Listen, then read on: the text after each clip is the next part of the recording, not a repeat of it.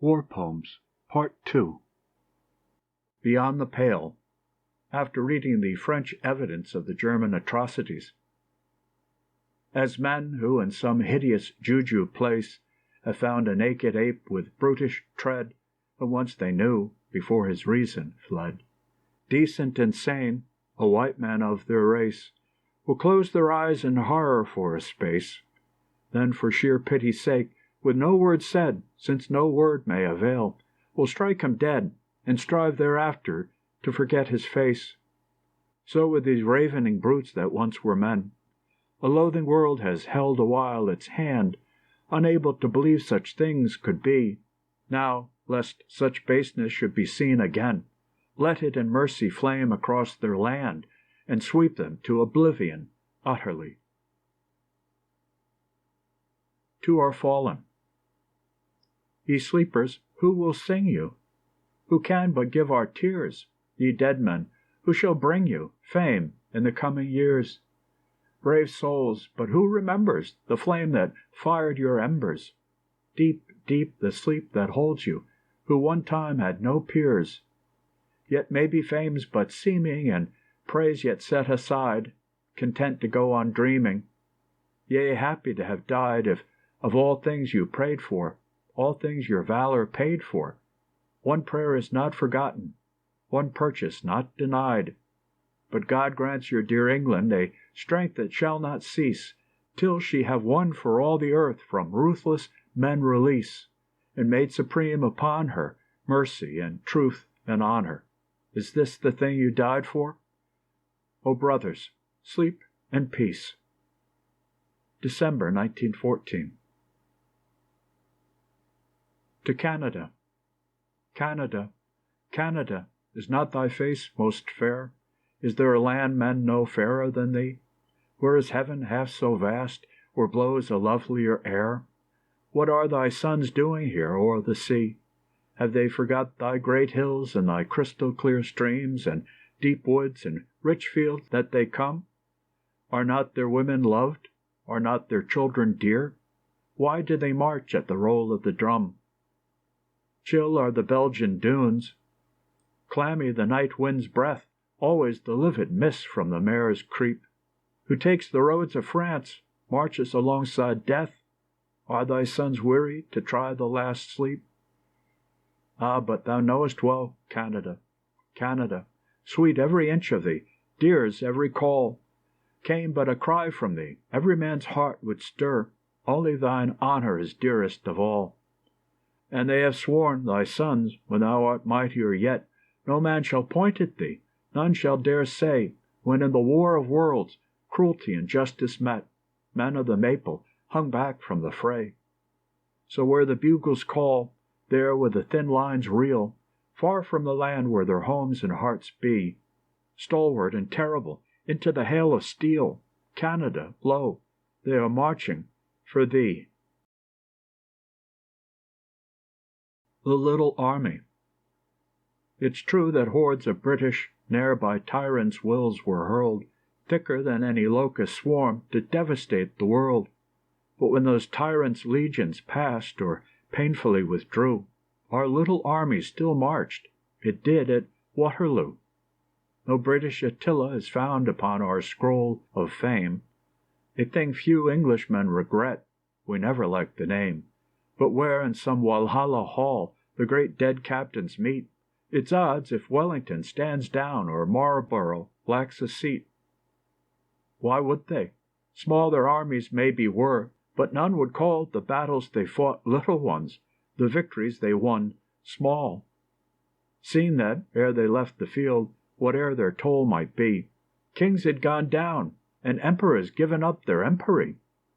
Nay, take a map and count the spots where this small force made shift.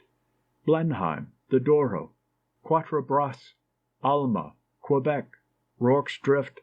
Mark that long road they trudged, adown the endless Afghan nights. See where at a sick hero's word they climbed the Abraham's heights.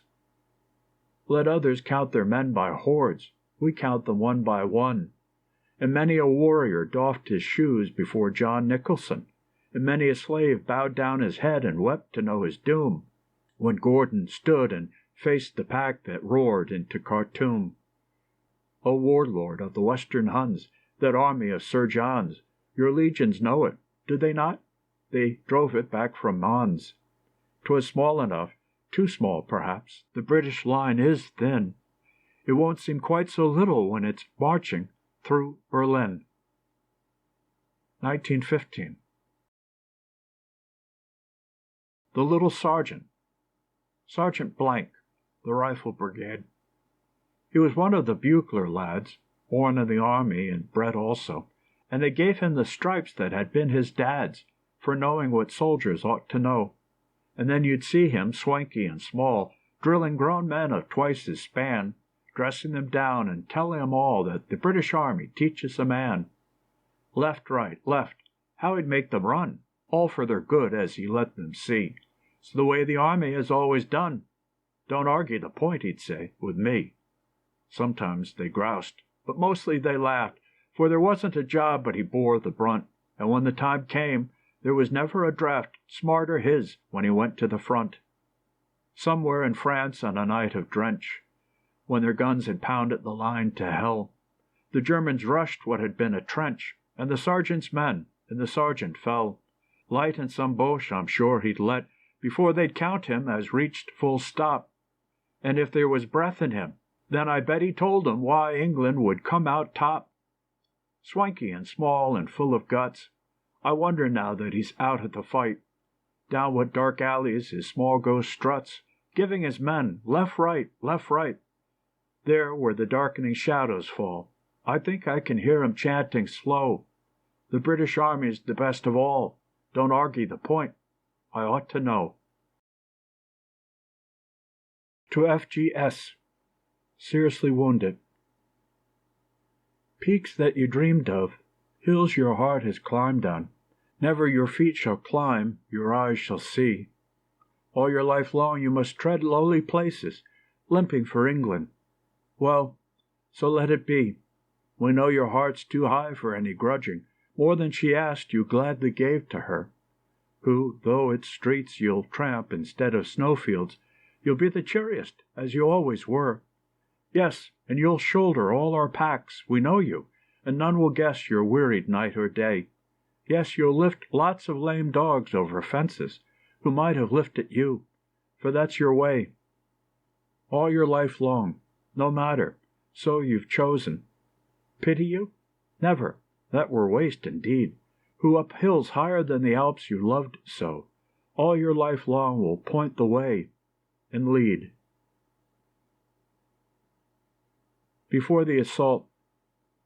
If through this roar o' the guns one prayer may reach thee, Lord of all life, whose mercies never sleep, not in our time, not now, Lord, we beseech thee, to grant us peace. The sword has bit too deep.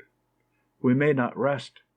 We hear the wail of mothers, mourning the sons who fill some nameless grave. Past us, in dreams, the ghosts march of our brothers, who were most valiant, whom we could not save. We may not rest. What though our eyes be holden, in sleep we see dear eyes yet wet with tears, and locks that once were, oh, so fair and golden, grown grey in hours more pitiless than years. We see all fair things fouled, homes love's hands builded, shattered to dust beside their withered vines, shattered the towers that once thy sunsets gilded, and Christ struck yet again within his shrines. Over them hangs the dust of death, beside them the dead lie countless, and the foe laughs still. We may not rest, while those cruel mouths deride them, we who were proud, yet could not work thy will. We have failed, we have been more weak than these betrayers. In strength or in faith we have failed, our pride was vain. How can we rest, who have not yet slain the slayers? What peace for us, who have seen thy children slain? Hark, the roar grows, the thunders reawaken. We ask one thing, Lord, only one thing now. Hearts high as theirs, who went to death unshaken, courage like theirs to make and keep their vow, to stay not till these hosts whom mercies harden, who know no glory save of sword and fire, find in our fire the splendor of thy pardon, meet from our steel the mercy they desire. Then to our children there shall be no handing of fate so vain, of passion so abhorred, but peace, the peace which passeth understanding, not in our time, but in their time, O Lord.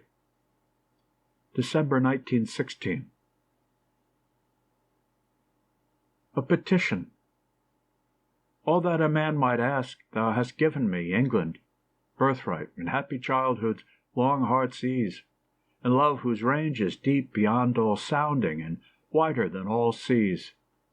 A heart to front the world and find God in it, eyes blind enow, but not too blind to see the lovely things behind the dross and darkness, and lovelier things to be, and friends whose loyalty time nor death shall weaken, and quenchless hope and laughter's golden store. All that a man might ask thou hast given me, England, yet grant thou one thing more, that now when envious foes would spoil thy splendor, unversed in arms, a dreamer such as I may in thy ranks be deemed not all unworthy, England, for thee to die. At Delville. At Delville I lost 3 sergeants, and never within my ken had one of them taken thought for his life, or cover for aught but his men. Not for 2 years of fighting, through that devilish strain and noise, yet one of them called out as he died, I've been so ambitious, boys. And I thought to myself, ambitious, did he mean that he longed for power? But I knew that he never thought of himself, saving in his dying hour. And one left a note for his mother, saying he gladly died for England, and wished no better thing. How she must weep with pride. And one with never a word fell. Talking's the one thing he'd shirk, but I never knew him other than keen for things like danger and work. Those sergeants I lost at Delville, on a night that was cruel and black, they gave their lives for England's sake. They will never come back. What of the hundreds in whose hearts thoughts no less splendid burn? I wonder what England will do for them, if ever they return. A listening post. The sun's a red ball in the oak, and all the grass is gray with dew. A while ago a blackbird spoke.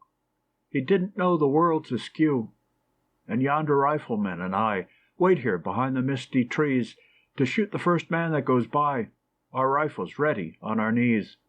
How could he know that if we fail, the world may lie in chains for years, and England be a bygone tale, and right be wrong, and laughter tears? Strange that this bird sits there and sings, while we must only sit and plan, who are so much the higher things, to murder our fellow man.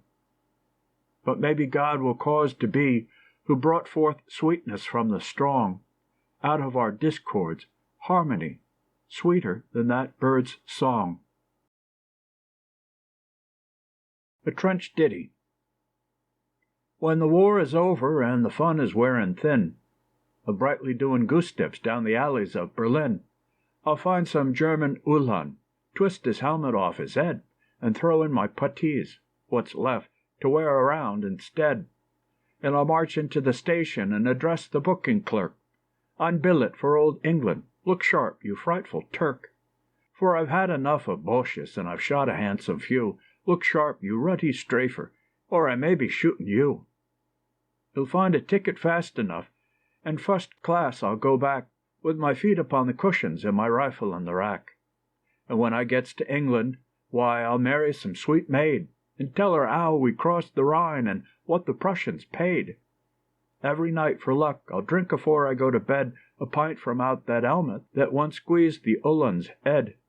And on the Kaiser's birthday I will send, to keep 'em keen, a card with God strafe England on, and what price St. Helene.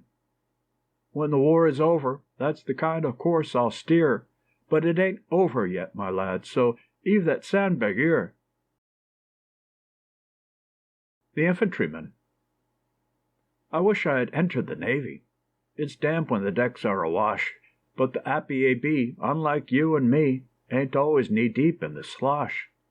I wish I had signed as a birdman.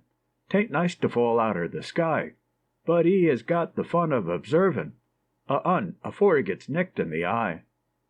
I wish I had gone for the cavalry. There's yourself and a 'orse to keep neat, but it must save some trouble if your 'orse does the double when you're launched on a rutty retreat.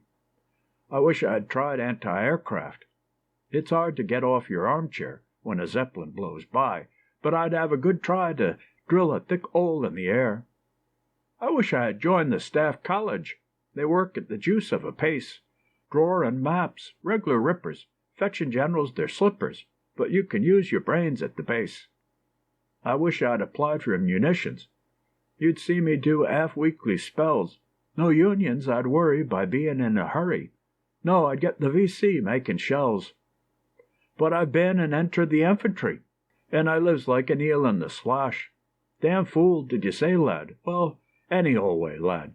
It's we that gets quits with the Boche. The sergeant. The sergeant as his uses. I used to doubt of it. He did not like the way I washed. His head seemed bulged a bit. My arms drill seemed to hurt him. He'd swear and close his eyes, and when I had no time to shave, he would not sympathize. At home in good old England, when dealing with recruits, he seemed to hide his better self. They had dirty boots, but in this trench a-sittin', all crouched upon my joints, I do not mind admittin' the sergeant has its points. He's just been round explainin' that jumpin' up to see if shells is going to burst your way is waste of energy. Shells, though you can't believe it, aren't always aimed at you, but snipers, if they see your head, will put a bullet through. His words about the Boches is also comforting. He says as good a shot as me could do a dozen in, and if it came to bayonets, I'd easy stick a score the way I fight. I never knew he thought me smart before. And always he says, lad, mind this, we're going to win. It's no use thinking gloomy thoughts, whatever fix you're in. Suppose we did get out it. England would not forget, and where's the man that is a man that would not die for that? August 1916. End of section 2.